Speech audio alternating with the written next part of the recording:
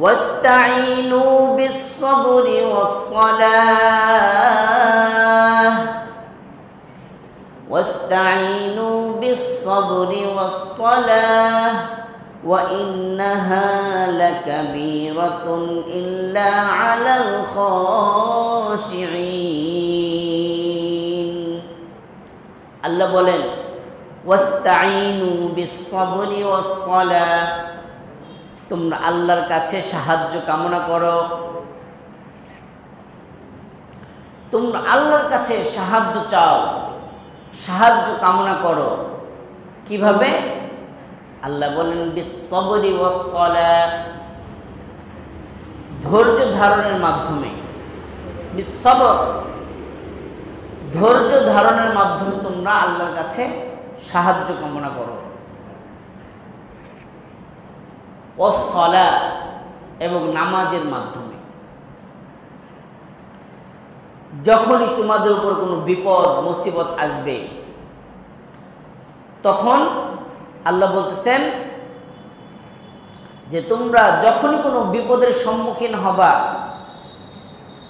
যখনই তোমাদের কোনো প্রয়োজন দেখা দিবে তখন তোমরা দুই জিনিসের মাধ্যমে আমি আল্লাহর কাছে তোমরা সাহায্য প্রার্থনা করবে বিস-সাবর ওয়াস-সালাহ ধৈর্য ধারণ এবং নামাজের মাধ্যমে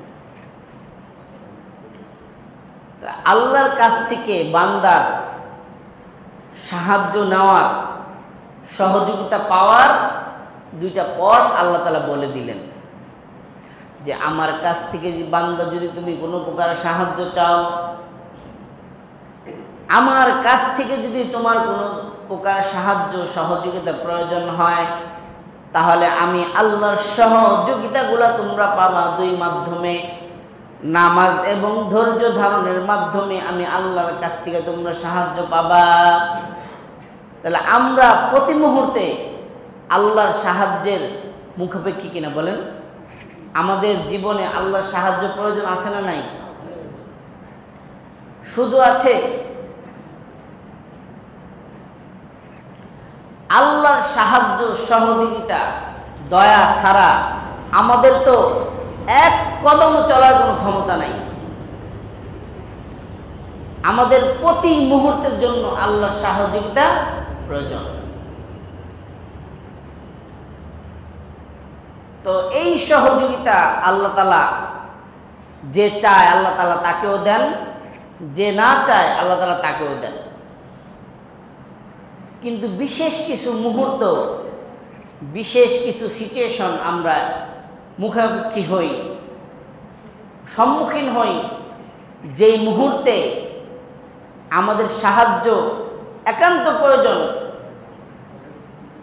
ওই মুহূর্তে আল্লাহ বলতেছেন বান্দা পৃথিবীর সব দরজা যদি তোমার জন্য বন্ধ হয়ে যায় আসমানের দরজা যদি তোমার জন্য বন্ধ হয়ে যায় জমিনের সব সহযোগিতার রাস্তা যদি তোমার জন্য বন্ধ হয়ে যায় কিন্তু আমি আল্লাহর কাছে যদি তুমি এই দুইটা মাধ্যমে ধৈর্য ধারণ এবং নামাজের মাধ্যমে তুমি সহযোগিতা তালাশ করো আল্লাহ বলেন ফাআজআলু লাহু মিন বাইনি ইয়াদাইহি আমি আল্লাহ আসমান এবং জমিনের মধ্য থেকে আমি আমার বান্দার জন্য মাখরাজা সহযোগিতার দরজা আমি আমার বান্দার জন্য খুলে দেই আপনি এমন পরিস্থিতিতে পড়েছেন যেখানে আপনার দুনিয়াবি সহযোগিতার সব রাস্তা বন্ধ আপনাকে কেউ সাহায্য সহযোগিতা করবে এমন কোনো পরিস্থিতি নাই ওই মুহূর্তে যেখানে পৃথিবীর কেউ আপনাকে সহযোগিতা করতে পারে না সেখানেও আল্লাহর ক্ষমতা আছে না নাই আল্লাহ বলেন কেউ যদি এমন কোনো পরিস্থিতিতে আমি আল্লাহর কাছে ধৈর্য ধারণের মাধ্যমে সাহায্য কামনা করে পৃথিবীর সব দরজা যদি তার জন্য বন্ধ হয়ে যায় আমি আল্লাহ ওই বান্দার জন্য সহযোগিতার নতুন একটা রাস্তা উন্মোচন করে দিব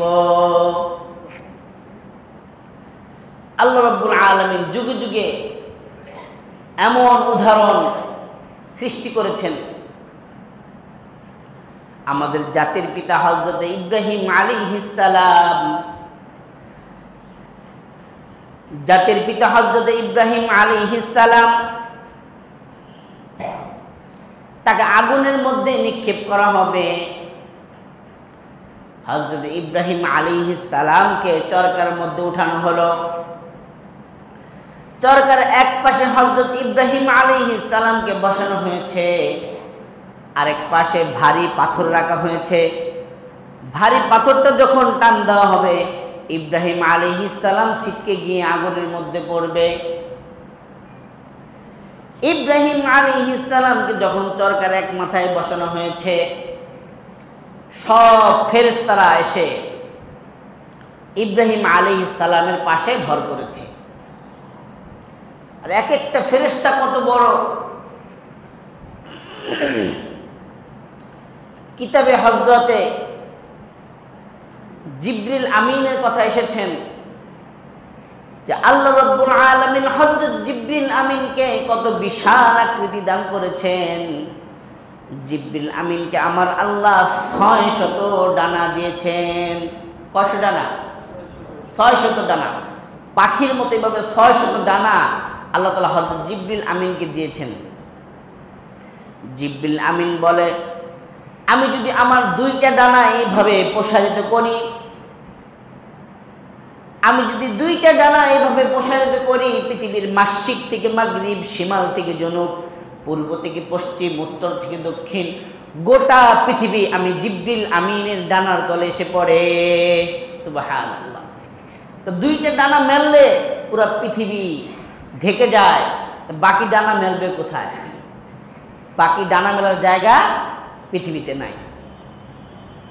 এত বিশাল আকৃতির একজন ফেরেশতা যদি ইব্রাহিম আলাইহিস সালাম যেখানে সেখানে যদি ভর করে, তো গোটা পৃথিবীর মানুষ মিলে সেটা নড়াবার শক্তি আছে? তো কাফের মুশরিক নমরুদের পক্ষের লোকেরা ইব্রাহিম আলাইহিস সালামকে আগুনের মধ্যে ফেলার জন্য আরেক পাশে যখন টানাটানি শুরু করলো, দেখে এক চুল পরিমাণ হেলাতে পারছে না। ইব্রাহিম আলাইহিস সালামের এই কোণাটা এক চুল পরিমাণ উঁচু হচ্ছে না। তো এই মুহূর্তে শয়তান এসে পরামর্শ দিল যে তোমরা সব মানুষ মিলে চেষ্টা করলো, ইব্রাহিমকে ফেলানো সম্ভব নয়, কারণ সেখানে আল্লাহর ফেরেশতারা ভর করেছে। একজন ফেরেশতার ওয়েট তো তোমরা বহন করতে পারবা না, শত শত ফেরেশতা সেখানে ভর করেছে, তো কিভাবে তোমরা ফেলবা? কি করা যায়? বলল এখানে কিছু নারীদেরকে উলঙ্গ করে ছেড়ে দাও, তো ফেরেশতারা লজ্জায় এখান থেকে চলে যাবে, তখন ইব্রাহিমের কোনা হালকা হয়ে যাবে, তখন তোমরা তাকে ফেলতে পারবা। তো যেই পরামর্শ সেই কাজ।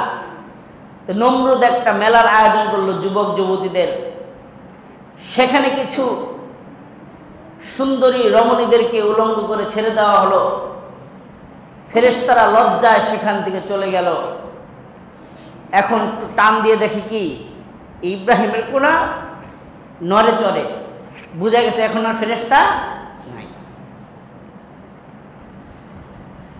আল্লাহু আকবার। ইব্রাহিম আলাইহিস সালামের কোনা নড়চড় করছে। এইবার নমরুদের লোকেরা ঝটকা একটা টান মারলো। হযরত ইব্রাহিম আলাইহিস সালাম ছিটকে গিয়ে অগ্নিকুণ্ডের মধ্যে পড়ে গেল। অগ্নিকুণ্ডের মধ্যে পড়ার সাথে সাথে আল্লাহর জমিনের ফেরেশতা এসে বলল, ওগো আল্লাহর খলিল ইব্রাহিম, ওগো আল্লাহর খলিল ইব্রাহিম, আপনি আমাকে অনুমতি দেন, আমি মুহূর্তের মধ্যে এই নমরুদের বাহিনীকে জমিন ফাঁকা করে জমিনের মধ্যে দাবিয়ে দিব। পাহাড়ের ফেরেশতা এসে বললেন, ওগো ইব্রাহিম, আপনি অনুমতি দেন, আমি এই নমরুদের বাহিনীর উপরে আমার পাহাড় চাপা দিয়ে তাদেরকে নিষ্পিষিত করে ফেলব। পানির ফেরেশতা এসে বলল, ও ইব্রাহিম, আপনি অনুমতি দেন, আমি মুহূর্তের মধ্যে পানির ঝটকা দিয়ে এই অগ্নিকুণ্ডকে নিভিয়ে দিব। হযরত ইব্রাহিম আলাইহিস সালাম কিভাবে জাতির পিতা হলেন দেখেন, তার ঈমান। ইব্রাহিম আলাইহিস সালাম অগ্নিকুণ্ডের মধ্যে পড়ে গেছেন। তিনি বলতেছেন, তোমাদেরকে কি আল্লাহ পাঠিয়েছে? বলতেছে, না না, কেন আসছো? আপনি আল্লাহর খলিল, আল্লাহর নবী ইব্রাহিম, আপনি আগুনের মধ্যে পড়ে যাবেন, আমরা ফেরেশতারা সহ্য করতে পারছি না। এই জন্য আমাদের যার যেটুকু ক্ষমতা আছে ওই ক্ষমতা নিয়ে আপনাকে সাহায্যের জন্য আমরা নিজে থেকে এগিয়ে এসেছি। হযরত ইব্রাহিম আলাইহিস সালাম বলেন, তুমি আমাকে সাহায্যের জন্য আসছো, আল্লাহ তোমাকে পাঠাই নাই। আর আমি ইব্রাহিম এমন কোনো আল্লাহর পূজা করি না, আমি ইব্রাহিম এমন কোনো আল্লাহর ইবাদত করি না যে আল্লাহ অন্ধ। আমি ইব্রাহিমের বিপদে আল্লাহ আমাকে দেখে না। আমরা বিপদে পড়লে আল্লাহ দেখেন না? তো ইব্রাহিম আলাইহিস সালাম বলছেন, আমি তো এমন কোনো খোদার ইবাদত করি না যে খোদার ইবাদত করতে গিয়ে আমি বিপদে পড়বো আর ওই খোদা আমাকে দেখবে না। আমি তো আজকে বিপদে পড়েছি, আমার নিজের ব্যবসা বাণিজ্য জমি জমা নিয়ে নমরুদের সাথে ঝগড়া, এই জন্য না। আমি তো আজকে তার দ্বীনের দাওয়াত দিতে গিয়ে, তার দ্বীনের কাজ করতে গিয়ে বিপদে পড়েছি। সুতরাং যে আল্লাহর দ্বীনের কাজ করতে গিয়ে আমি ইব্রাহিম বিপদে পড়েছি, সেই আল্লাহর সহযোগিতা সাহায্য ছাড়া পৃথিবীর অন্য কারো সহযোগিতা আমার দরকার। তা আল্লাহ রাব্বুল আলামিন বাবা ইব্রাহিম আলাইহিস সালামের উত্তরে এত সন্তুষ্ট হলেন, এত খুশি হলেন। রব্বুল আলামিন বলেন, ও আমার খলিল ইব্রাহিম, পৃথিবীর কোনো মানুষের সাহায্য তুমি চাও নাই, তোমার বিপদে পৃথিবীর কোনো মানুষের সাহায্য তুমি পাও নাই, আমার ফেরেশতাদের সাহায্য তুমি নাও নাই, কেবলমাত্র আমি আল্লাহর সাহায্যের দিকে তুমি চেয়ে আছো। সুতরাং আমি আল্লাহ তোমাকে এমনভাবে সাহায্য করব, পৃথিবীর কোনো মানুষ, কোনো ফেরেশতা তোমাকে সহযোগিতার কোনো প্রয়োজন নাই। আল্লাহ বলেন, যেখান থেকে বিপদ এসেছে আমি সেই বিপদকে তোমার জন্য আরামের ব্যবস্থা করে দেব। সুবহানাল্লাহ। এক দার্শনিককে একজনে প্রশ্ন করেছে যে যদি চতুর্দিক থেকে তোমার উপরে কেউ তীর নিক্ষেপ করে, আপনার ডান দিক থেকে একজনে তীর তাক করে বসে আছে, বাম দিক থেকে একজন, সামনে থেকে একজন, পিছন থেকে একজন, এখন এই তীর থেকে বাঁচার উপায় কি? যেদিকেই যাবেন সেদিকেই থেকে আপনাকে তীর নিক্ষেপ করবে। এখান থেকে বাঁচার উপায় কি? তো তিনি উত্তর দিয়েছেন, এখান থেকে বাঁচার উপায় হলো যে আমাকে তীর নিক্ষেপ করছে তার কাছে চলে যাওয়া। যে আপনাকে তীর মারতেছে, আপনি যদি তার কাছে চলে যেতে পারেন তাহলে তার তীর আর আপনার গায়ে লাগবে না। আমি একজনকে তীর মারবো, সে যদি আমার কাছে চলে আসে তা আমি তীর মারতে পারবো না। তা আল্লাহ রাব্বুল আলামিন বলেন, বান্দা, আমার খলিল ইব্রাহিম আজকে তোমাকে অগ্নিকুণ্ডের মধ্যে তারা নিক্ষেপ করেছে, তোমাকে যেন জ্বালিয়ে ভস্ম করতে পারে। আজকে আমি অগ্নিকুণ্ডকে তোমার জন্য পৃথিবীর সর্বশ্রেষ্ঠ আরামের জায়গা বানিয়ে দেব। সুবহানাল্লাহ। আল্লাহ বলেন, ইয়া নারু কুনি বারদান ওয়া সালামান আলা ইব্রাহিম।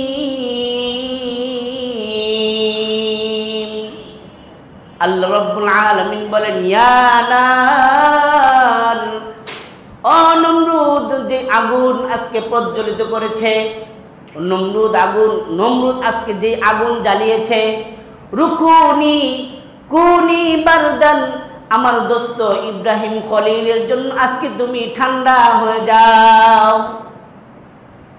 এখন আগুন বলে, আল্লাহ আমি যদি ঠান্ডা হয়ে যাই তোমার খলিল তো বরফ হয়ে যাবে, যদি বেশি ঠান্ডা হয়ে যায় খলিল কি হবে? বরফ হয়ে যাবে। আল্লাহ বলেন এত ঠান্ডা না, বারদান ওয়া সালামান, আমার খলিলের জন্য তুমি শীতাতপ নিয়ন্ত্রিত, বেশি ঠান্ডাও না বেশি গরমও না, আমার খলিলের জন্য তুমি আরামদায়ক ঠান্ডা আগুনে পরিণত হয়ে যাও। সুবহানাল্লাহ। আগুন সাথে সাথে তার বশীভূত করার ক্ষমতা হারিয়ে আগুন এক আরামদায়ক ঠান্ডা ফুল বাগিচায় পরিণত হলো। সুবহানাল্লাহ।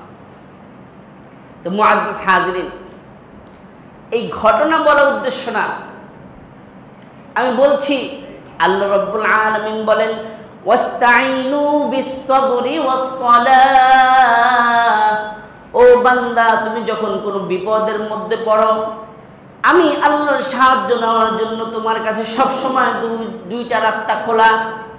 বিস-সাবর ধৈর্য ধারণ, ওয়াস-সালাহ এবং নামাজ। এমন জায়গায় তুমি যদি বিপদে পড়ো যেখানে পৃথিবীর কোনো মানুষ, পৃথিবীর কোনো শক্তি তোমাকে সাহায্য করতে পারবে না, ওই স্থানেও যদি বান্দা তুমি এই দুইটা মাধ্যমে আমি আল্লাহর সহযোগিতা কামনা করো, সাহায্য কামনা করো, আমি আল্লাহ তোমার জন্য সেইখানেও আমার সহযোগিতা পৌঁছে দিব। সুবহানাল্লাহ। ইব্রাহিম আলাইহিস সালাম যে অগ্নিকুণ্ডের মধ্যে পড়েছেন, সেখানে মানুষ কি সাহায্য করতে পারত? কিতাবের মধ্যে আসছে তিনি কেমন আগুন জ্বালিয়েছেন। 40 মাইল উপর দিয়ে যদি একটা পাখি উড়ে যেত, পাখি, তাহলে ওই পাখি কাবাব হয়ে নিচে পড়ে যেত। আগুনের এমন তাপদাহ ছিল।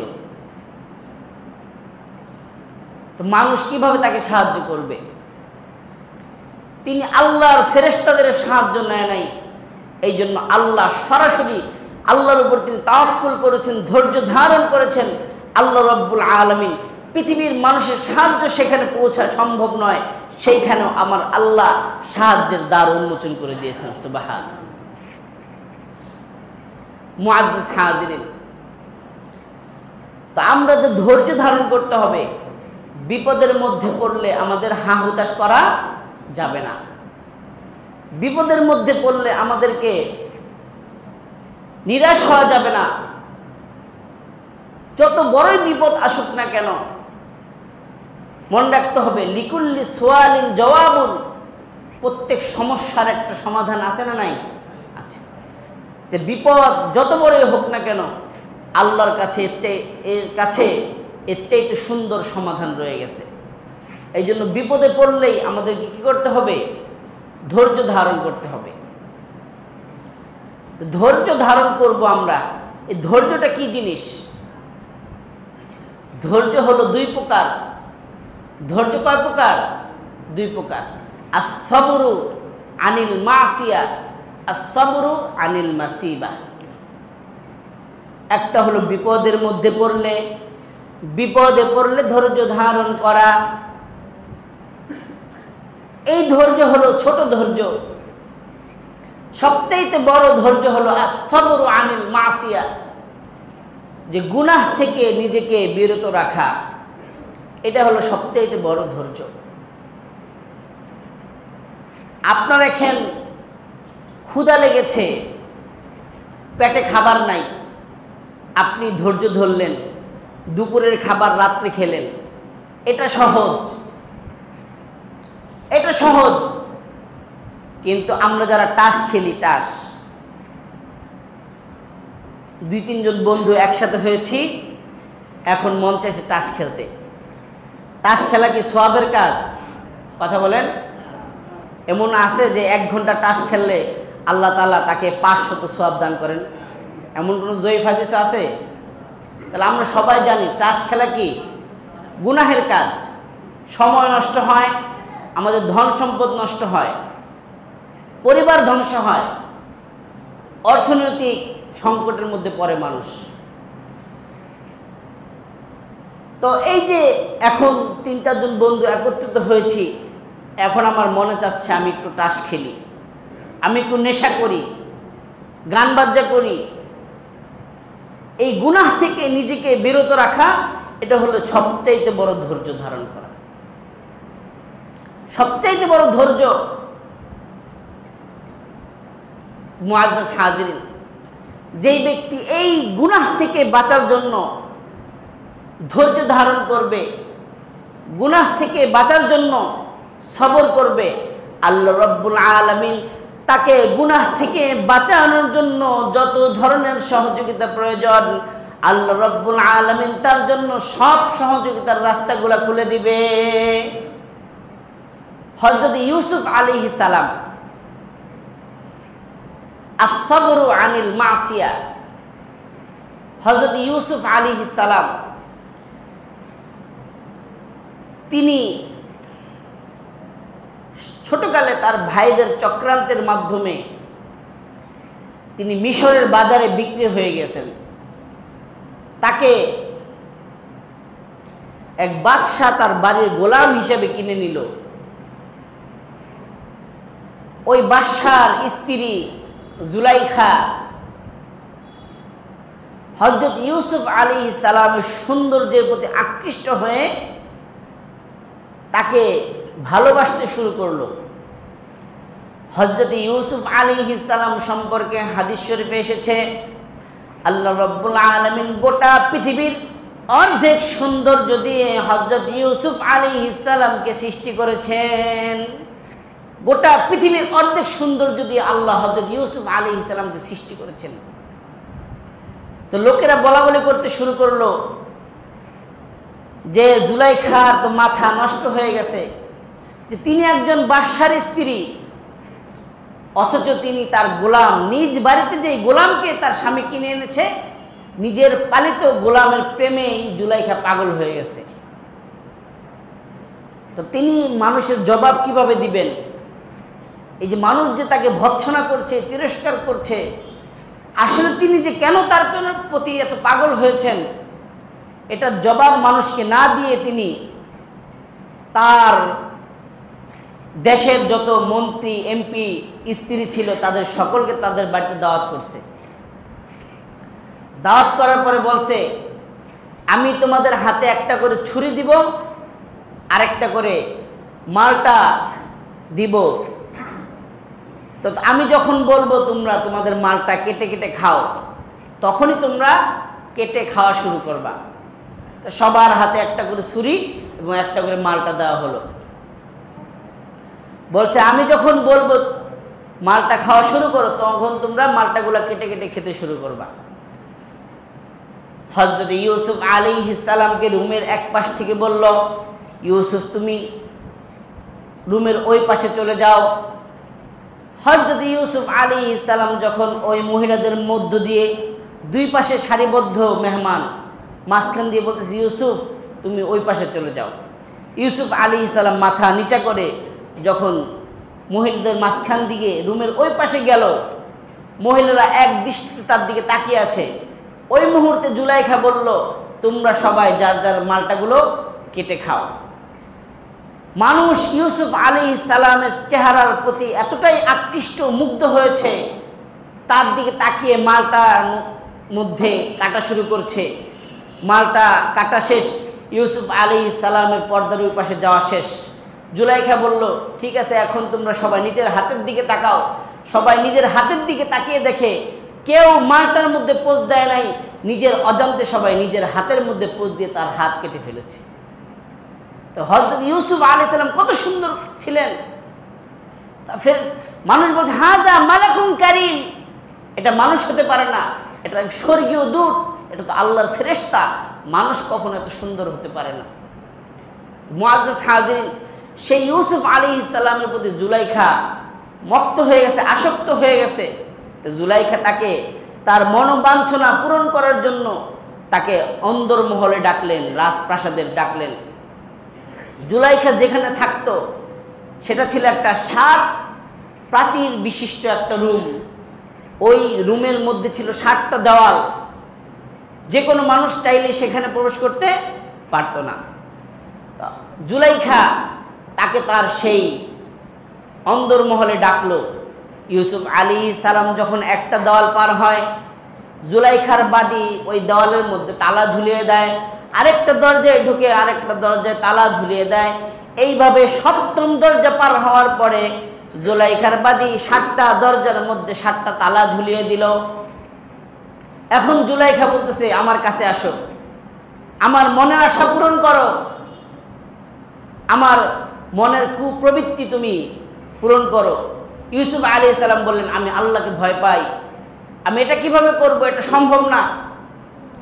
জুলাইখা বলল, সম্ভব হোক বা না হোক, এখন আমার মনের আশা পূরণ করা ছাড়া তোমার বাঁচার কোনো উপায় নাই। এই দেখো 7টা দরজার মধ্যে 7টা তালা ঝুলানো, সুতরাং আজকে আমার মনের আশা পূরণ করা ছাড়া তোমার বের হওয়ার কোনো উপায় নাই। হযরত ইউসুফ আলাইহিস সালাম জানেন, আল্লাহ বলেন, বান্দা তুমি যদি গুনাহ থেকে বাঁচার জন্য ধৈর্য ধারণ করো, পৃথিবীর সব দরজা তোমার জন্য বন্ধ হয়ে গেল, আমি আল্লাহর সাহায্যের দরজা তোমার জন্য আমি আল্লাহ খুলে দিব। ইউসুফ আলাইহিস সালাম আল্লাহর উপর ভরসা করে যে এই গুনাহ থেকে আমাকে বাঁচতে হবে, আমি গুনাহের মধ্যে লিপ্ত হব না, আমি ধৈর্য ধারণ করব। হযরত ইউসুফ আলাইহিস সালাম তালাবদ্ধ দরজা জানে, আমার কাছে তালা নাই, আমার কাছে চাবি নাই, এই তালাবদ্ধ দরজার দিকে দৌড় দিলেও কোনো কাজ হবে না। কিন্তু জানেন, দুনিয়ার সব দরজা বন্ধ, কিন্তু আমার আল্লাহর সহযোগিতার দরজা খোলা না বন্ধ। তিনি আল্লাহর উপর ভরসা করে তালাবদ্ধ দরজার দিকে দৌড় দিলেন। দরজার সামনে যেতে দেরি আল্লাহ রাব্বুল আলামিনের কুদরতে তালা খুলে দরজা খুলে যেতে দেরি হলো না। সুবহানাল্লাহ। এইভাবে প্রথম দরজা, দ্বিতীয় দরজা, তৃতীয় দরজা, দৌড় দিতে দিতে 7টা দরজা খুলে হযরত ইউসুফ আলাইহিস সালাম একেবারে গুনাহ থেকে মুক্ত অবস্থায় দরজা পার করে ফেললেন। সুবহানাল্লাহ। তো কোরআনের এই ঘটনা এমনি এমনি বর্ণিত হয় নাই, আল্লাহ রাব্বুল আলামিন আমাদেরকে শিক্ষা দিচ্ছেন, ওয়াস্তাইনু বিস-সাবরি ওয়াস-সালাহ, ও বান্দা তুমি যদি বিপদের মধ্যে পড়ো তাহলে তুমি সর্বপ্রথম ধৈর্য ধারণের মাধ্যমে আমার কাছ থেকে সাহায্য কামনা করো। আল্লাহ রাসূল বলেন যে আসমানের সব দরজা বান্দার জন্য বন্ধ হয়ে যায়, জমিনের সব দরজা বান্দার জন্য বন্ধ হয়ে যায়। আল্লাহ বলেন, বিইজ্জতি, আমার ইজ্জতের কসম, ফাজআলু লাহু, আমি ওই বান্দার জন্য এই দুনিয়া এবং আসমানের মধ্য থেকে আমি বান্দার জন্য বাঁচার আরেকটা নতুন উপায় বের করে দেব। সুবহানাল্লাহ। এই জন্য গুনাহ থেকে বাঁচা অনেক বড় কষ্ট, গুনাহ থেকে বেঁচে থাকা অনেক বড় কষ্ট। এই জন্য আমরা যদি এখন থেকে নিয়ত করি, আমি ভবিষ্যতে আমার আর কোনো গুনাহ করব না, আমাদের কষ্ট হবে না? হবে না? বলেন, কষ্ট হবে। এটাও এক ধরনের মুসিবত, যে আমি তো ধৈর্য ধারণ করব, দুনিয়ার শুধু মুসিবত, এটা তো স্বাভাবিক। আমি সকালে ভালো মন্দ খেতে পারছি না, না খেলাম, দুপুরে খেতে পারবো, এই কষ্টটা যতটুকু। কিন্তু আমি প্রতিদিন নেশা করি, আমি নিয়ত করলাম আর নেশা করব না, এই কষ্টটা সহ্য করা, এই গুনাহ থেকে নিজেকে বিরত রাখা, এই ভাত খাওয়ার কষ্টের চাইতে আরো কম না বেশি? অনেক বেশি। এই জন্যই বলা হয়েছে আস-সাবরু আনিল মাসিয়া, গুনাহ থেকে নিজেকে বিরত রাখা, এই ধৈর্য ধারণটা এই বিপদ থেকে বাঁচার চাইতে অনেক বড়। এই জন্য আমরা যদি নিজেদেরকে গুনাহ থেকে বিরত রাখার চেষ্টা করি, আল্লাহ রাব্বুল আলামিন আমাদেরকে সাহায্য করবেন, সহযোগিতা করবেন। আল্লাহ রাব্বুল আলামিন আমাদেরকে দুনিয়ার সকল বিপদ আপদ এবং সব ধরনের গুনাহ থেকে নিজেকে বাঁচিয়ে রাখার তৌফিক দান। সকলে বলুন আমিন।